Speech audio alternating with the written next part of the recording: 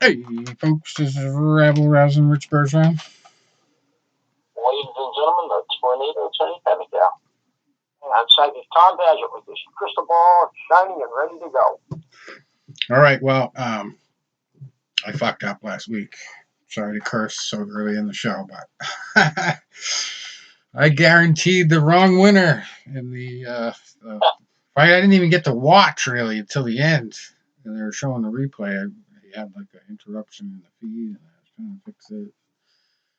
So I wasn't even watching, and then I tune in, and I'm like, he got fucking taken out that quick. First round.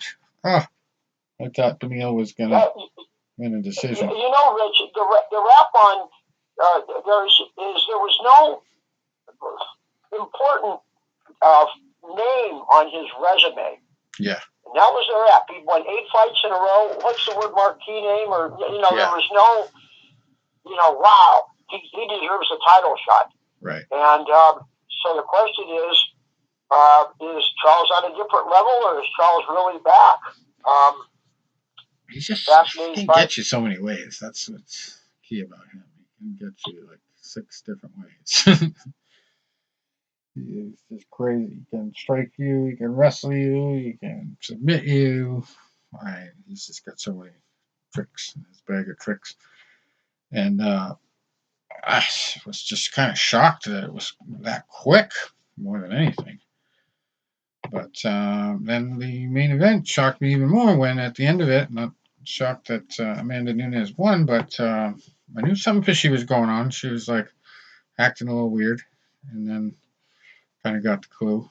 She's like landing belts on the freaking canvas, and she retired. Just flat out retired. 2 belts, and a lot of money to take back to Brazil. And Irene Aldana didn't stand a chance. I mean, I don't even know what to say. I can't remember a point in the fight where I thought she might pull off an upset. Well, I thought it would be a little closer, but yeah. Good Lord, that was awful. So Amanda is going to basically spend time with family, she said, and travel. And,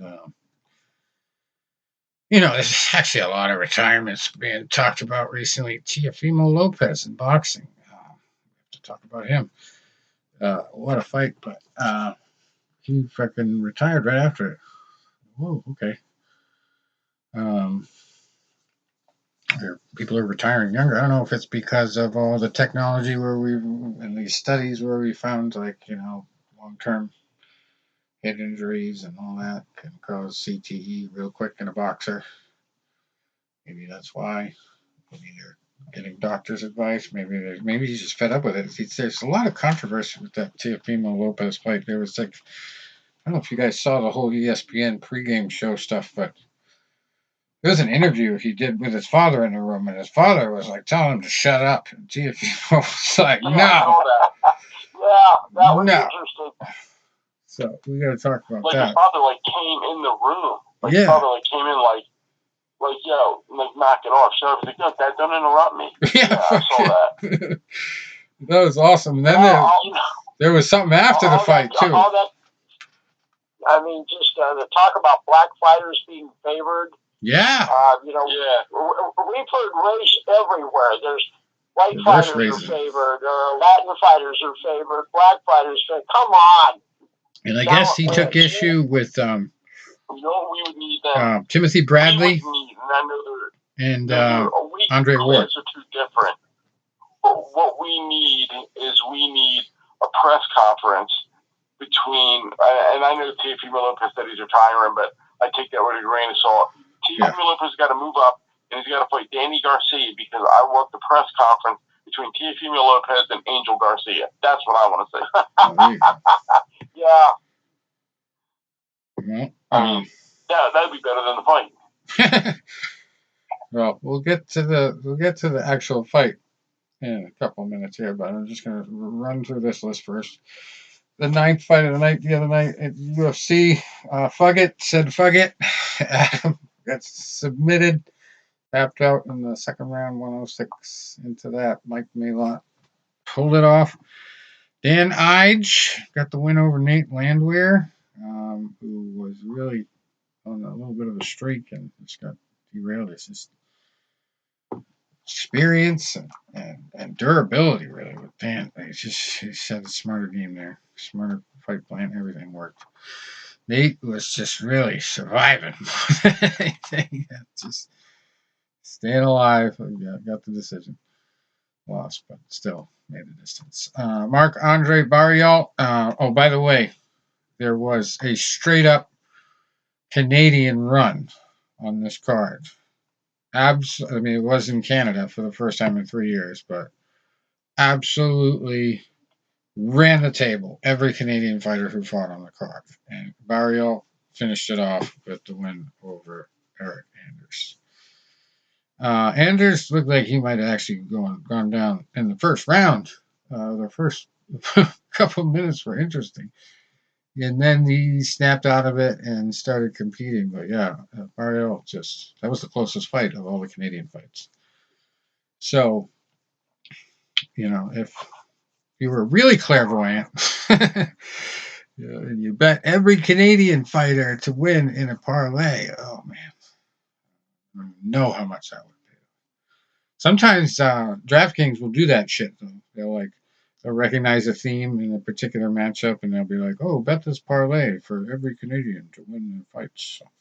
So I don't know. They don't do as many of those for the UFC as they do for like NFL and boxing, but that would have been a good one to hit the big money on. Anyway, Nassourdine Imavov before that, no contest with Chris Curtis. This big accidental clash of heads, and it took a while. Curtis was given a lot of time to recover. He got a cut in his eye, above his eye, had to wipe it out, all the blood, and then he was just kind of wishy-washy about whether he was ready to continue. So Jason Herzog was just like, "Fuck this! I'm tired of waiting. It's over." It was just back and forth. Yeah, I'm ready. No, I don't know.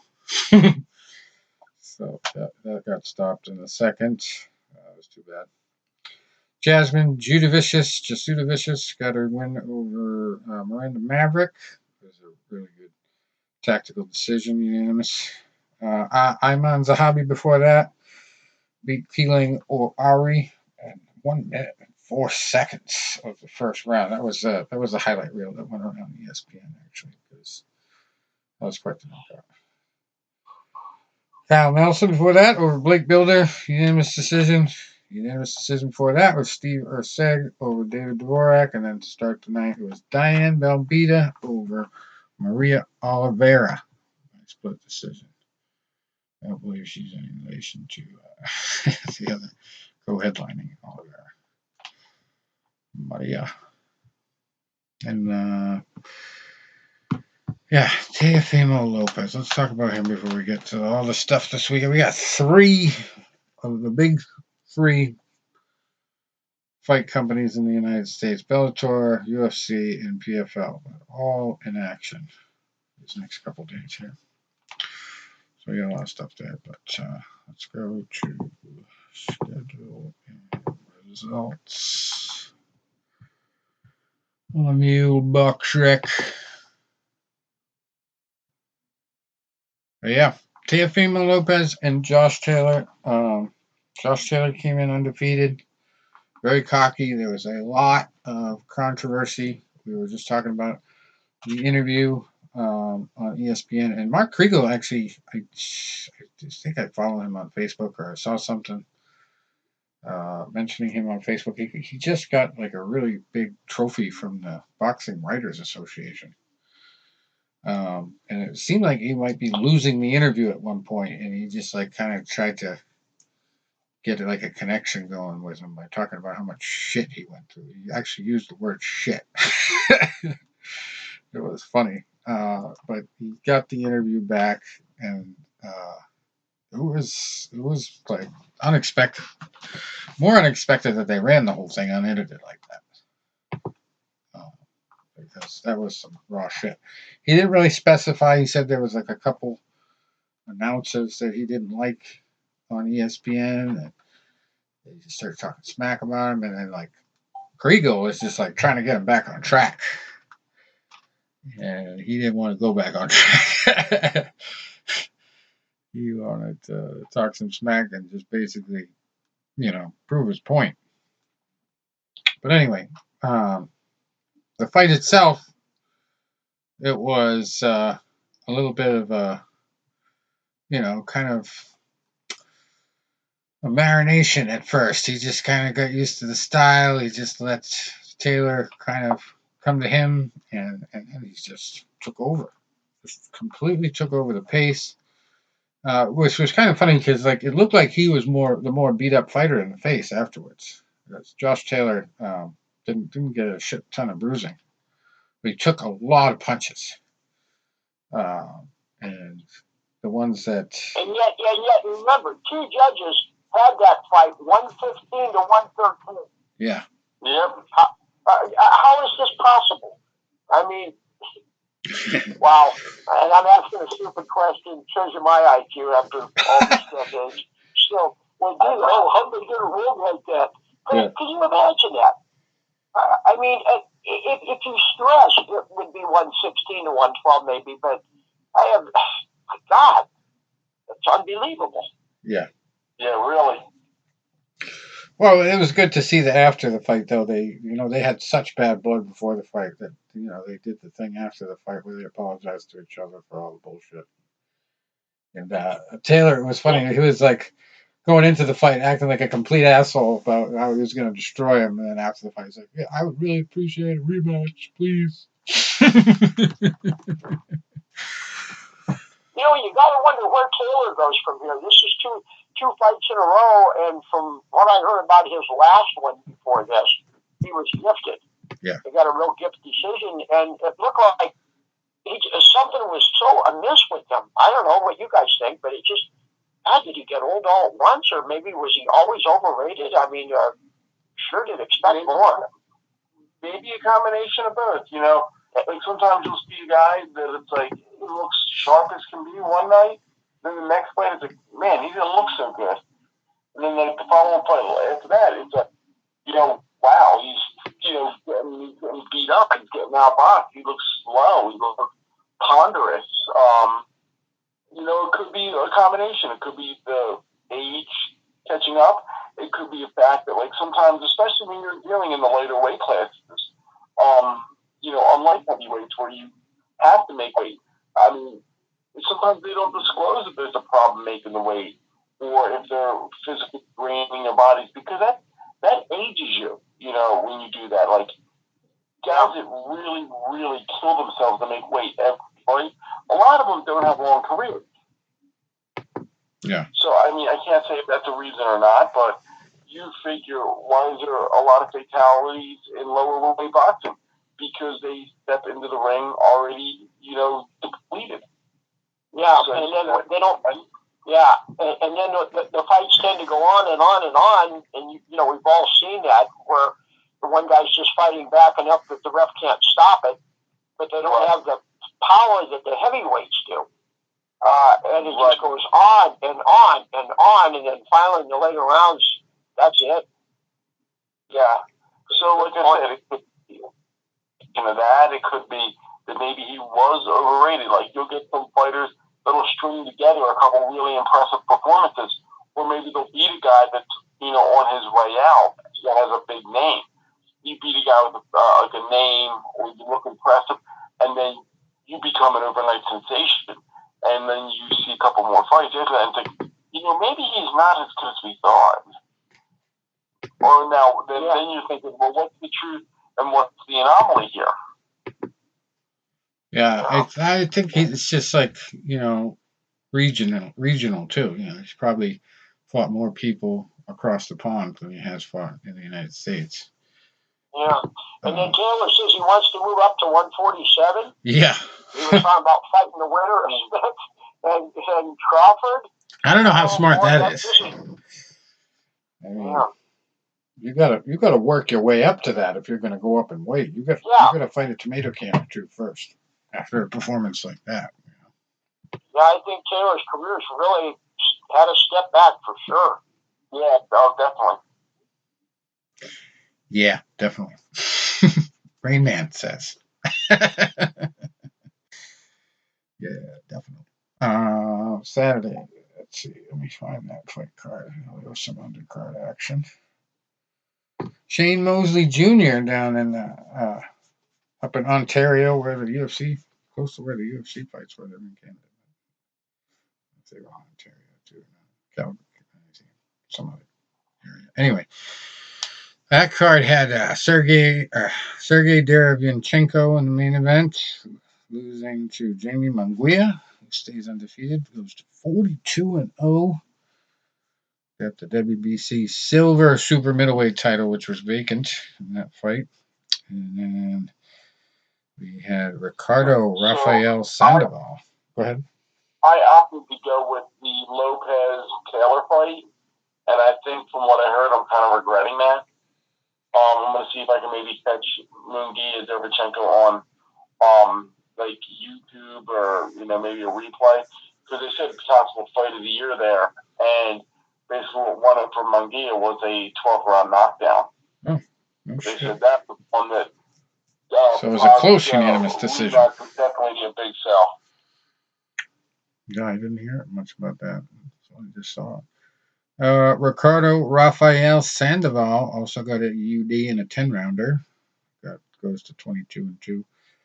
Beat Rocco Santomaro, 22-2 now at flyweight. And then Shane Mosley Jr. had a big statement win over a guy with a couple more wins than him. And he gets a belt out of it. WBO, NABO middleweight title, which was vacant. He beat up Demetrius Ballard. Took him out in the 7th round. Yeah, that was his 20th win. 20 wins, 4 losses there. So he's on the comeback trail. And then a journeyman female fighter here, Mariana Juarez. 55-12. Now unlucky 13. She lost to Mayeli Flores. 9-1-1 on that card. Now she's 10. Super bantamweight. 55 wins as a female boxer. It's impressive. Okay, so Josh Taylor losing to Teofimo. Teofimo just one short of 20 wins. You'd think he would at least stick around for that 20th win, but says he's going to retire. He's got the belt there, the WBO World Super Lightweight belt. Now, this was another thing I said I was going to talk about earlier. Did you guys see after the fight when Teofimo went to go get the belt? And Taylor's camp was like, no, you can't have it. Yeah, I did see that. And it was like, and then it was like, then they're having words. It's like, I wonder, they never explained what that was all about. Like, is he supposed to get the belt there? Is he supposed to get his own one later? Like, what's the standard there? I thought those belts that are made of like fabric and like look like come from the original Rocky movie, those ones I thought were always passed down like that in that condition. I don't think you get your own special one. Here's what I've learned from over the years. So say you have two guys fighting for a belt, and the reason I'm saying this is because I have a specific example from about 30 years ago. Now, could have things changed in that time? Of course. But I know what normally would happen is, okay, say you're the defending champion. The belt you have is made for you. And that is Rich Bergeron's belt. Yeah. So now you fight whoever, and you fight Michael Jordan, and you get beat, you lose. Now, when the fight's over, Michael Jordan gets the belt, he walks out with the belt. But that belt is then returned to you. Yeah. And then he is then made a custom belt. He is then made his belt. And the reason I know this was back in the early 90s when Vinny Paz was fighting Gilbert Delay, undefeated French fighter, on USA Tuesday Night Fights. Vinny was talking afterwards. He beats Delay, and he gets the belt. And, they're in the back of the belt, and they're like, oh, let's go to a nightclub. So they took Delay's belt, and they went to a nightclub, and then someone took it. And then they're like, oh, shit, now they're trying to find this guy's belt. you know. And Vinny being Vinny was like, he's the only guy who can get knocked out and say he was robbed. That's how I remember that because of that very quote. That's awesome. Just he got knocked out and he still got robbed of his belt. I don't know what the final resolution of that ever was. Found it, where they had him a new 1 cent, or I don't know. But that's from what I heard is like, you know, the belt that when you win it, like, yeah, you get it, you carry it back, you know, you hold it for, you know, all the pictures and stuff. But then that goes back to the defending champion. Well, Rain Man of Boxing sets us straight on that subject. I did not know all that stuff. I had a feeling that every fighter gets his own personal belt. I remember Vinny Paz saying, I always wanted that green belt. It matches my couch. Yeah. So, yeah, there's certain belts that are more desirable than others. But, yeah, I know that Mike Tyson had, like, a reality show where, you know, before he did, like, his one-man stand-up show and started really doing podcasts and getting back out into the public, it was like a reality show where they showed what he was doing now. This was over 10 years ago now. And they went into his house and he, like, put all his belts on the table and like, he was showing them off. But when they started asking him about it, he was like, oh, it doesn't mean anything anymore to me. I was like, what? Like, yeah, that was the old me. You know, I don't want to talk about it. He was the same way with me when I went to talk to him briefly when he signed my glove. And because I asked him, I said something about, you know, I got you this Muhammad Ali signed glove because I watched a clip of you on Arsenio where Muhammad himself said you would have beat him. And he goes, nah, I can't beat anybody. You know, like, he's just become like such a softie in his older age. I don't know if that's, you know, all the mushrooms or what it is. But Mikey, yeah, he just likes everybody now. He's funny. So anyway. The other fights on that card, everybody else who was undefeated stayed undefeated except for Josh Taylor. Henry LeBron moves to 18-0 over Carlos Ramos, falls to 17-3 at super featherweight. That was a UD 10-rounder. Xander Zayas went the distance with Ronald Cruz, tough Mexican fighter. He was down once. I didn't see that part, but I watched almost the entire fight. Xander was in a little bit of trouble a couple times, but nothing he couldn't handle. He dropped him like the first round. When he goes down, it's like, oh, this is going to be a quick night. And then it wasn't. Cruz is like, I'm Mexican, motherfucker. I will stand with you. He was just like, all right, I'm going to take you the distance. I might lose, but fuck it. So, yeah, he falls to 18-3-1, and he's definitely a tough gatekeeper. No cheap date, as Tom would say. He made it a little bit more entertaining than everybody expected. They were hyping Xander up like he was going to walk right over this guy. And before that, Omar Rosario stayed undefeated, goes to 11-0 with a unanimous decision over Jan Carlos Rivera, falls to 8-2. So, yeah, that was a good card. I didn't even realize all that was on free TV, so I just kind of stumbled across it the other night. Yeah. Thank you, ESPN. I've been watching The Ultimate Fighter, too, on free ESPN. I'm like, what the hell is going on? Why is all this shit free that should be on pay-per-view? Really giving it away. On Friday, the 9th, we had a unanimous decision win for Ahmed Elbiali. Moves up to 23-1. That was down in Miami. Beat Rodolfo Gomez Jr.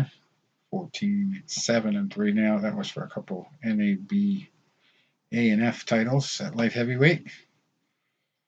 And then also Friday in the Turning Stone Resort and Casino, we had Ali Ismailov. Stays undefeated, 11-0. Beat Charles Foster, who is no longer undefeated. He is 22-1 now. That was for the USBA, the IBF USBA light heavyweight titles. That's a lot of alphabet letters there. And then another fight on that card, Richard Van Sicklen lost a majority decision to Juan Carrillo. Both of them were undefeated going in, too.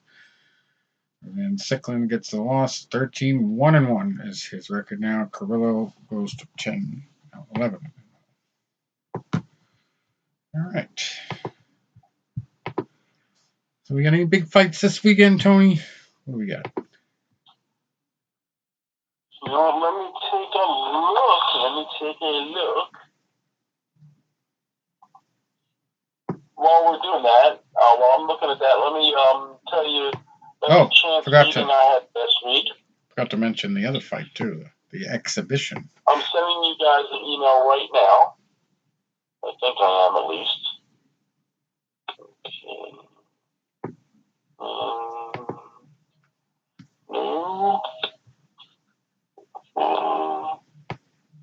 So while I'm doing that, so I grew up right outside of Philadelphia, about 30 miles outside the city. But I grew up, like I said, right outside the city. Only a matter of like miles from where, like, going into North Philadelphia, then going down to like Fraser Gym and Broad Street, Temple University. That was, not a far drive from where I grew up. So, like I said, I trained in South Philly, and when I used to box, that was a marketing thing. Was South Philly because I'm Italian, even though I was the only Italian kid at my gym at the time. So prior to me getting into boxing, when I was a young boy, my dad, growing up in that neighborhood, had a friend of his that was a professional fighter. Guy, I don't know how many fights he had pro, but he had a few on Atlantic City, and my dad would always talk about him. And, they were friends. He's a little younger than my dad. They were friends. And so I had always heard a lot of stories. So last week, I'm going to the baseball game. So I go down to the old neighborhood. I'm going to catch a train right in the old neighborhood instead of catching it up by my house. I'm going to catch it down in the old neighborhood. So I sat down for breakfast, and, there's only one spot in the restaurant, which is up at the counter. So I stand at the counter between these two gentlemen. And, hey, how you guys? Happy going? Good morning. Happy Sunday. And one guy looks at me and goes, "You went to the Phillies game?" I said, "Yeah." He goes, "Oh, man, it's a really cool outfit." I said, "Thank you." And I said, I went to yesterday's game, but I caught the train up by where I live. But, I much prefer catching it down here. He goes, "Oh, you from down here?" I said, "Yeah, I'm from Glenside." He goes, "I'm from Glenside." I said, "No shit." I said, "Where in Glenside you from?" He goes, "Well, I'm from the Edge Hill Park, Glenside." I said, "So am I." And I said, I'm from Edge Hill. And he goes, "Do you know where the one bar is, Chicky Orlando's?" I said, "That's my family." I said, "I was one of Chicky's pallbearers. He's my dad's first cousin." The guy looks at me, and I look at him, and I said, "May I ask your name, sir?" He goes, "Joe Marone." I said, "You're a roofer, Joe Marone?"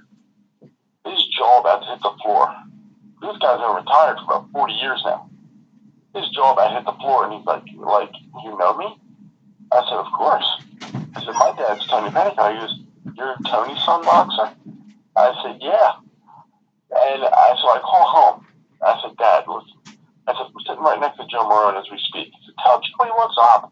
"Oh, my God, I haven't seen him in years." I said, "Listen, go downstairs and take a picture of that fight poster." So imagine that you've been retired for 40 years or about that, and you're sitting down having breakfast, and the guy next to you pulls up a picture of one of your fight posters that hangs in his basement. Yeah, he was. That kind of made his day.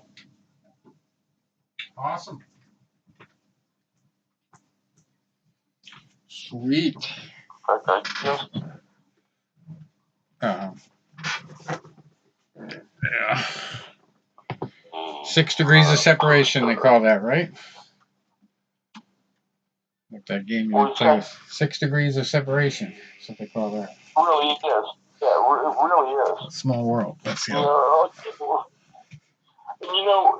This guy, Joe Marone, used to train a lot with Mildred Taylor's brother. Oh, shit. And Mildred's brother was more of a banger. And they turned pro together. And actually, Mildred's on this card. Not Mildred, Myron. Mildred's brother's on this card, Myron Taylor. And the other funny thing about this fight poster was, I'll say about 12 or so years ago, my dad was still working before he retired, and he was working with a guy that was, at the time, a police officer, and down in Philadelphia. So my dad calls me up. He goes, "Hey, do you remember a boxer, a heavyweight boxer out of Philadelphia by the name of Broderick Mason?" I said, "Of course." He goes, "You do?" I said, "Yeah, Pop. I don't want to, say that I'm the Rain Man of boxing." But I said, "Dad," I said, "when you're in the basement, you look at his name every night." He goes, "Really?" I said, "Dad, come down the basement." I said, "Remember that fight poster you gave me with Joey Marone on it all them years ago?" "Yeah." "Who's the main event?" "Broderick Mason." Like, it's like, "No shit, I was in the front row for that fight." I'm like, "Yeah, Pop, I know. I wasn't there and I know about it." But he took a picture of that, and then this is before the cell phones were banging like they are now, so he had to take a picture, print it, and give it to him. All right. Wow. Another 6 degrees of separation. So, big fights on Saturday. First one comes from the DAZN network. And it's from New Orleans. We got Regis Prograis. He is 28-1. Fighting Danilito Zorrilla, who is 17-1. But his nickname is Zorro. Much more about. It's a WBC World Super Lightweight title on the line there. And co-main event, I guess. I don't know what to say, but it's somebody's always got to go fight. Shakram Gayasov, 13-0 against Harold Calderon, 27-0 at welterweight. And then this is just an individual one that's popping out at an event in Houston, not televised, but Quentin Randall, 11-0-1 against Terry Chatwood, who is 12-1-1. It's for the WBC USA Silver welterweight title. Then down under, literally, in Australia, we have a Showtime event. Sam Goodman, 14-0. Probably no relation to Saul, the guy from TV. Fighting Rais Alim, who is 20-0. So another somebody's always got to go fight at Super Bantamweight. Number 6 in the world versus number 5 at Super Bantamweight, too. So that's a great matchup. Of course, anytime Tim Tszyu fights, I guess now Showtime is on it, because this is the second time they've gone down to Australia for one of his fights. He is coming in now at 22-0, fighting Carlos Ocampo this time, 35-2, the WBO interim world super welterweight title. And it's going to be a 12-rounder. So 2 12-round fights here. I'm guessing Sam Goodman is a local guy. Sounds like an Aussie name. And then we got... Can I interject something in here real quick? Go for it. I got a question. So, I was looking up Progress, because he's 28-1, and I'm like, okay, pretty good record in there. I said, I wonder who his one was to. It was to Josh Taylor. Decision about 4 years ago. Wow. Majority talk about 6 degrees of separation. So, probably a little closer than it was then. But, so I clicked on Josh Taylor, and it says he's suspended indefinitely by the New York Athletic Commission. Oh, yeah, they do that all the time for injuries. Okay. We talked about that before. Okay. Just because they've had a tough fight, concussion protocol like the NFL, that sort of thing. Okay. Now, we've never had this, I believe. I believe this is the first. We've had our Jesus fight of the week, our Guido fight of the week, our Elvis fight of the week. I don't think we've ever had our Vegas fight of the week, but we've got one here. Showtime. This guy's fucking name is Vegas. Vegas Larfield. And he is undefeated. 8-0. Don't fuck with Vegas. Junreal Castino is his opponent at Super Bantamweight. 13-2. And then our Jesus fight of the week is next week, actually. Next Friday. Just popped up because it's for a title. Jesus fighting for the WBO Latino super lightweight title, which is always good. You don't want Jesus fighting for the Oriental title, right? It doesn't match up. Jesus Saracho, he is 13-1, fighting Tariq Zaina, who is 12-0. That's going to be a Canadian fight too. How are they having all these fights up there? All these goddamn wildfires. I don't know. Seems pretty suspicious to me. I guess they got a lot of open space there in Canada. Anyway, so that's our boxing stuff. Except for the one topic I keep forgetting to get into. Floyd Mayweather versus John Gotti III. But went about as well as you'd expect an exhibition between a pro fighter and a mobster. I don't know if he's still officially, in the family, so to speak. I think this is one of those situations where the father tried to keep him out of it after he went to prison. John Gotti Jr. But yeah, the third. It was a disaster. He just really didn't have professional style at all. He was just, winging it. And he tried to act like he knew what he was doing, but from what I saw, Floyd was just like taking advantage of his lack of experience and just peppering him, getting out. And of course, it turned into a complete mess. It really unfolded first for me on Facebook. There was a lot of people commenting about it, and finally there was a video posted at the very end of the fight. And from somebody who was there was not only fights in the ring, there were fights all around the ring. Like, people were saying, I'm glad I got out alive. It was rough. It's like, is yawning contagious? I don't know, but fighting sometimes is. It was just a mess. And Floyd Mayweather is probably going to rethink doing any exhibitions again, because apparently it's gone so far between the two with this rivalry that Gotti III has actually threatened Floyd's daughters. It's just total bullshit. Like, I don't know what he expected to do with that style. Like, did he really think he was going to beat Floyd Mayweather? Just some guy with a famous name because of crime. He just makes you the guy that's going to win the fight. Maybe if it was rigged and there was decisions and there was judges, but it's an exhibition, You got nothing to prove. You just got to show up and hang tight, hang tough, make it through the thing, and you're going to get notoriety just for that, just for looking halfway decent. But no, he had to fucking go in there and act like a complete ass and just ruin the event, basically. And I'm sure Floyd's people didn't help the situation. I mean, he's been involved in some shit before where, of all things, outside a freaking ice skating rink, somebody brandished a gun and they might have fired a shot at somebody. They fired a shot in the air or something like that in Floyd's entourage. So,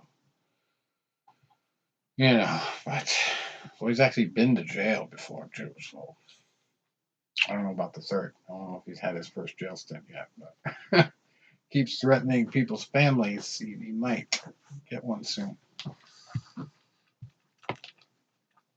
But I'm sure Floyd got his money. Whatever happened. I bet you there'll be lawsuits on that one. Guaranteed. I don't know how bad the injuries were in the crowd or anything, but I'm sure some people, innocent people in the crowd, got caught up in it. So the big one this weekend, I'm going to have to drive to New Hampshire to bet on it because my lucky number. UFC on ESPN 47. Marvin Vettori and Jared Cannonier in the main event. I gotta say, on paper, I like Jared.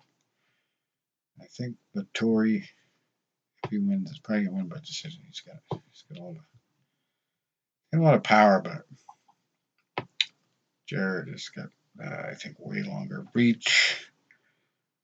And he's looked good recently, but I will have to do all my analysis probably tomorrow morning if I'm going to bet on that. Co-main event there is Arman Sarukian, 19-3 at lightweight, fighting Joaquim Silva, who's 12-3. And then, if that's not enough Arman for you, there's an Arman in the next fight as well. So spelled a little differently, but A-R-M-E-N instead of A-N.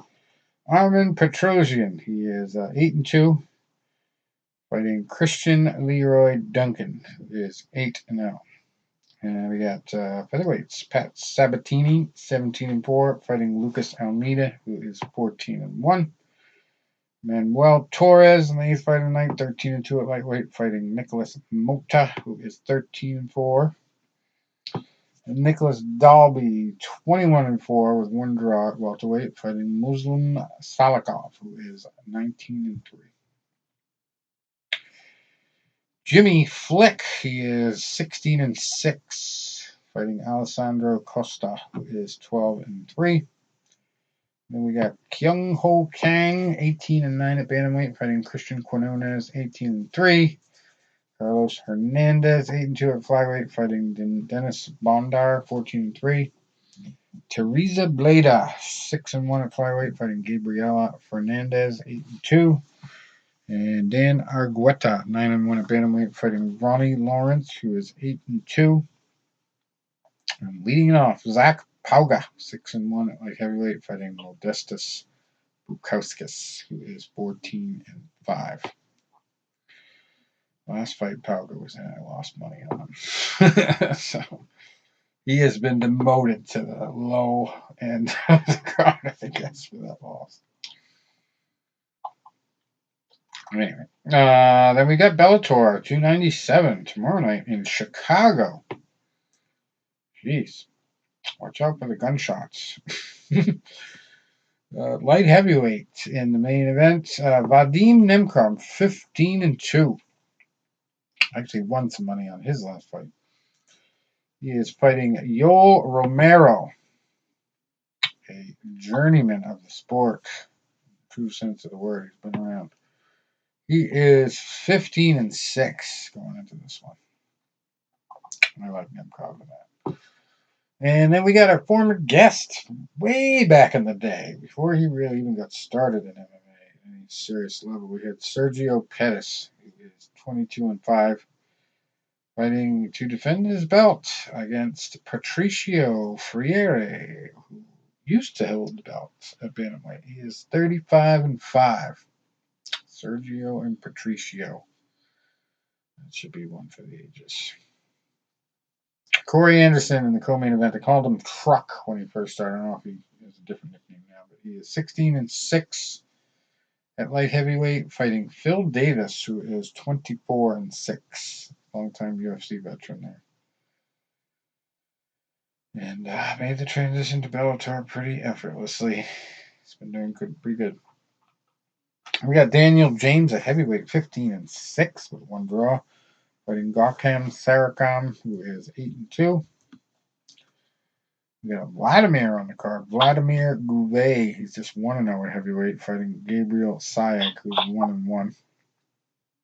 And then we got Kyle Crutchmer, 9-2, fighting Bobby Nash, who's 12-4. I gotta go through all of them. But yeah, this is a pretty packed card. That's a lot of fights. 15 fights on that card. And then we've got PFL, Professional Fighters League, number 5, 5th event of the 2023 regular season from Georgia.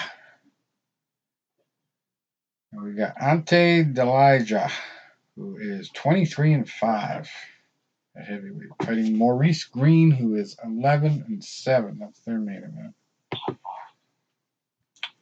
Larissa Pacheco, 20-4, fighting Amber Leibrock, who is 7-4 in the co-main event.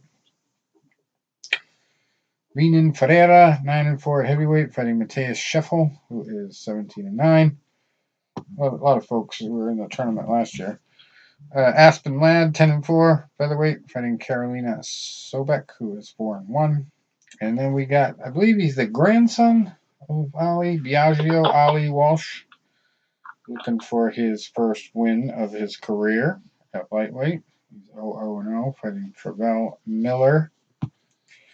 And then Dennis Goltsov, 30-7 at heavyweight, fighting Jorgen De Castro, who is 9-4. Sixth fight of the night, Marina Mokatikina. I do that one. It's a 147 catch weight bout there. She is 9-3, fighting Evelyn Martins, who's 5-0. We got Danilo Marquez, 14-4 at heavyweight, fighting Marcelo Nunes, who's 9-2. And for the weights again for the females, Julia Budd, 16-6, fighting Martina Jindrova, who is 6-4. We got another featherweight female fight, Elena Kolesnik, 8-5, fighting Yoko Higashi, who's 8-3. And then we started off with a couple of heavyweight bouts. Patrick Brady, 5-0 at heavyweight, fighting Jordan Heiderman, 6-0 at heavyweight. Somebody's always got to go there. And then Isaiah Pinson, 2-0 at heavyweight, fighting Denzel Freeman, 4-0. How about that? Denzel Freeman. That's a heck of a name. All right, so that does it for events. I feel like I have been reading names for the past hour. Jesus, that's a lot of MMA. What else did we miss this last week? Anything fight related? Big fight sign. Yeah, I think we covered the main shows that were on, at least we did on the boxing side. All right. Well, anyone else have a topic we should discuss before we kick off the air? Oh, the Ultimate Fighter. Well, Connor is 0-3. Picks the prospects and what's his name? Chandler picked the veterans. And I actually honestly believe that Connor can never be a good coach. It's like, the thing about your father, a lot of fathers coach their sons, but it's like, I saw this one episode, it kind of brings me back to when I was a kid, this one episode of Silver Spoons when Ricky Schroeder was screwing around and his father was such good friends with him, he couldn't punish him. So Connor has become that kind of guy with his fighters. He's just becoming good friends with them and he can't really tell them constructive criticism. He's just expecting the best from them, and they give him the worst, and then it seems like he doesn't even talk to them after the fight when they lose. He's just whatever, okay, I'm just not even gonna deal with it. And Chandler is the best coach, really. He's just really always encouraging his guys, having them visualize what they're gonna do. And Connor just got a totally different style. I saw one fighter on the last episode ask him, what do you think about when you're Tony always talks about and Iceman John Scully ends every email with, at the time in the dressing room, he's like, what do you think about before you go out there and fight somebody? And Connor was not sure how to answer it. He kind of answered it like he was mad about it. The guy even asked him. He's just kind of gave a generic answer, but I was not impressed. Yeah. He's just kind of comes across as fake too, and he's drinking a lot. I'm sure he's doing drugs behind the scenes. Probably one of the reasons why he doesn't want to have any testing till some drop dead date that he decides. Not that, that's going to prevent him from fighting, as we know. Out of competition, all that shit's freaking practically legal. Most of it. But, yeah. I'm just seeing that it's probably not going to be a good night for him when Chandler fights him. Yeah, because if Chandler coaches his own guys that well, I'm sure he's got his own good routine to prepare for this. And like he actually was on an ESPN program this morning, and they were interviewing him, and he pretty much was like, no matter what, it's going to be one of those fights. Like it just happened to be that guy that it's always an entertaining fight, and like you cannot take that away from him. That's for sure. Even when it's rough, even when he loses, he just goes out there and hammers people. Sometimes, he's so aggressive that he leaves himself open to shit. You get a lot of factors with Conor. You've got the time off. You've got the weight gain. You've got possible, well, not even possible. It's guaranteed steroid use. And I don't think I'm going to get sued for defamation for saying that. And also, he's got this fame, this big head, and all the money, the whiskey brand that he's promoting all the time and drinking. We saw that from this set of episodes. And now he's 0-3, and this is going to leave such a bad taste in his mouth if he doesn't win a single fight. Oh, it's going to be bad. And then Michael Chandler's is going to pound him into the ground. I just don't see him making much of a comeback. But it's also sometimes one of those things with him where, you don't expect anything from him and he fucking delivers tenfold. What the hell? Why didn't I see that? He performs miracles sometimes, but I don't know. I think he's running out of miracles. Have you been watching any of it, Tom? For ESPN? Tom still with us? Yes, sir. Oh, have you been watching any of Tough latest season? No, I haven't watched any of it. I think the show's just ran its course. I heard the ratings are bad. Oh, really? Even this one? Yeah. I remember, reading about like some of the other ones because I never subscribed to ESPN Plus, and they all went on to ESPN Plus, but I didn't realize the ratings were that bad. But they still do the show the exact same way. I mean, it's like, what do they call that thing on Showtime? The behind the scenes thing that they do. All Access. It's like that show, and then a fight mixed in. There's not as much drama in the house. They kind of cut back on that. There's people talking trash to each other and stuff, but I don't think I've seen any actual fist thrown. Yeah, I just think it sort of has become monotonous. Yeah. And then it was off for a long time, and then ESPN Plus, just a lot of things working against it. Yeah. All right. So, yeah, that's just my 2 cents on Conor. He might surprise all of us, but, yeah, I think he's got one foot out the door already. No, I think you're right. And that old cliche, when that much money comes in, the silk pajamas, hard to run in the morning. Yeah. Yeah, that's right. So, well, let's hope that doesn't happen to me with this money coming from my dad's estate. I'm going to try to spend it well, but yeah, getting back to work today actually helps because I'm just kind of sitting around, not doing much during the day.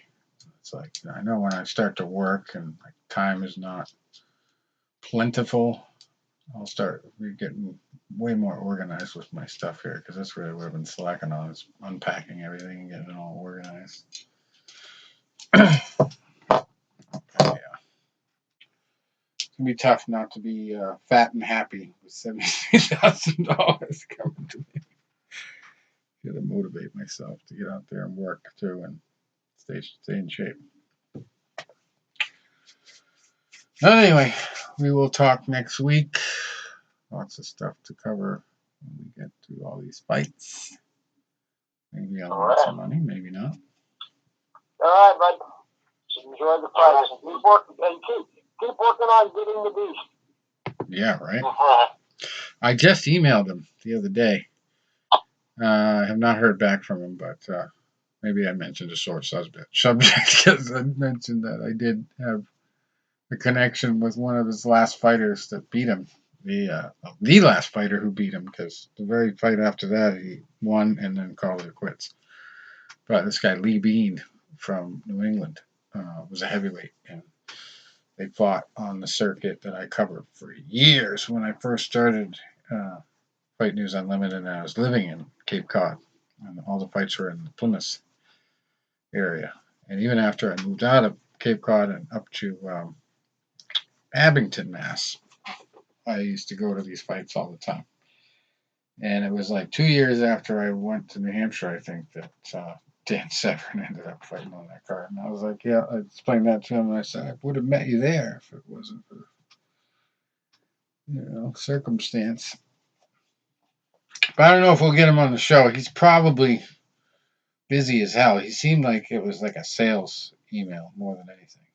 He's like just trying to be personal with it a little bit. But it was only because of John Scully that I even got him to email me. Because he was posting about some of his old stuff, his gear that he wanted to auction off or do something with. So I said, you can auction it for a good cause through John Scully. But yeah, I'll try to reach out to him through Facebook too. I connected him to all our previous, interviews and radio shows and stuff like that. I did mention the Zions thing too, so I don't know. He feels like it's too risky. If I get sued or something, blacklisted if he talks to me. So maybe I shouldn't have mentioned any of that. Although he was too early for Zions, I think. I don't think they sponsored fighters that early in the game. What's the latest UFC he was in, Tom? You would know. I don't know. I mean, was it like 10, 15, somewhere in there? Yeah, I honestly don't know. It was before the Fertittas got involved, probably. That's what I'm kind of trying to get at. So that's when Zions came into the picture. It was like 2007. I don't know if Dan Severn was still fighting. Because I know he was fighting. First time I even heard of him was in 1994, 95. And then this kid was trying to explain to me, big wrestling fan, what MMA was all about. And I was just thinking in my head, that's just a fucking legal street fight.